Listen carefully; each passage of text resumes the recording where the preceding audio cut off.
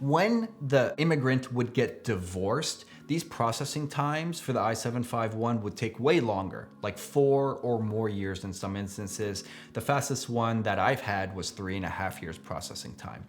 And if you change the category, so you guys file it married, and then at some point while the I-751 is pending, the marriage breaks down and you get divorced, and then you amend the I-751, usually you're adding like another 3 to 4 years to the processing time on top of the amount of time that's already elapsed with the I-751 pending. So that could easily turn into like 5 or more year process. Hey guys, as promised, this video is going to be regarding recent changes we've seen to the I-751 timeline.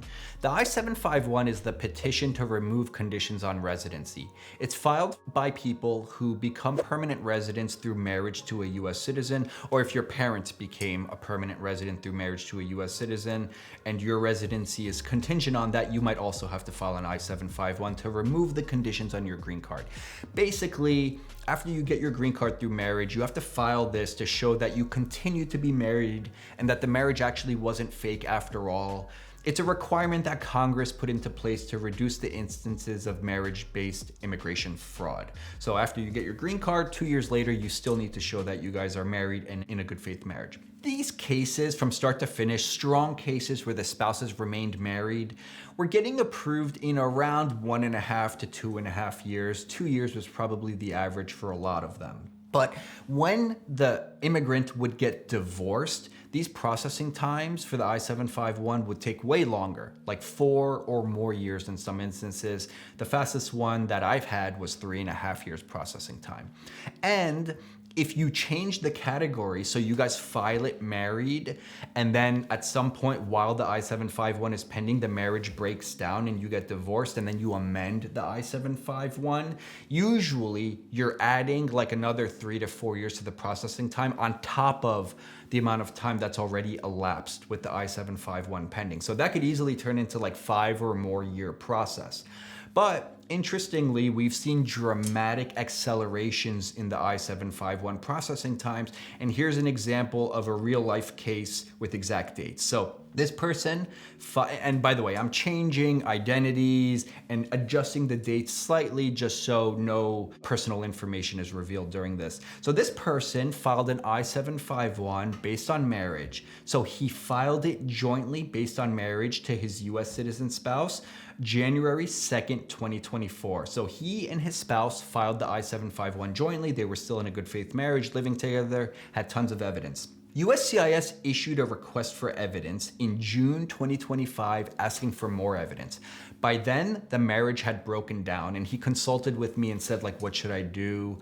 Am I gonna get deported? Can I keep living in the US? And my response was, you can keep living here, but you need to immediately finalize your divorce. We need a divorce certificate, and we have to amend the category of your I-751 so that it's no longer based on marriage. Now it's gonna be based on divorce. If we can submit enough evidence to prove that the marriage was entered into in good faith, then the I-751 will still get approved and you can still keep your residency and become an unrestricted 10-year permanent resident who's on a pathway to US citizenship.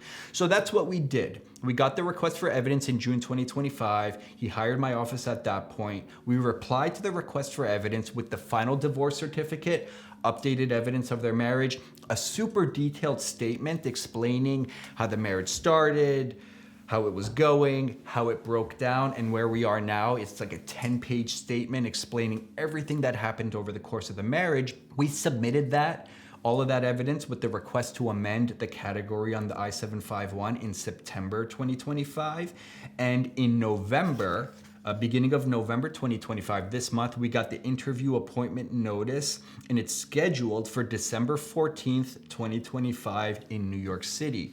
So this person went from filing an I-751 jointly in January 2024 to a decision, likely what will be a decision on December 14th, 2025, even though during the process he got divorced. This is ridiculously fast. It's actually very shocking to me that this is being scheduled this quickly. In fact, when I spoke with him, I said, keep saving evidence. In like another 2 to 3 years, you're gonna get scheduled for an interview. And then 2 months later, we got this interview appointment notice. And actually next week, we are scheduled to begin preparing for the interview. So anyway, this is actually good news for this client. There's no reason this green card should be denied. This should be a pretty easy interview for him. He has tons of evidence. And all things considered, this is wonderful news for him because he can just go on living his life. By the end of December, I expect him to be fully approved on the I-751. And then actually we can pretty soon after that apply for his citizenship. So this was a happy story. And for anyone who has an I-751 pending, has had one pending for a while, pretty soon you might expect to receive a request for evidence, a decision on your case, or an interview appointment notice. So as I get more information on what's happening with these I-751s, I want to know what's happening to the ones that are still married and who have tons of evidence. How quickly are those getting approved start to finish? So as I get this information, I'll create more videos on these topics to just keep you guys informed. If you want to stay up to date on all this stuff, be sure to subscribe. If you yourself need any assistance with an I-751, you need to amend your I-751, you got a request for evidence and you don't know how to respond to avoid getting denied and placed into deportation proceedings, or you haven't filed your I-751 yet and you would like the guidance of an attorney, you could always schedule a consultation directly with me. I really enjoy these cases because when they're well documented, they're super winnable. So it's good work for me in my office to get. If you need any assistance with this, schedule a consultation. The direct booking link is in the video description below. And if you guys just want to stay up to date on all the recent changes under immigration law, under the Trump administration, be sure to subscribe to my channel, and I'll see you guys next time for another video.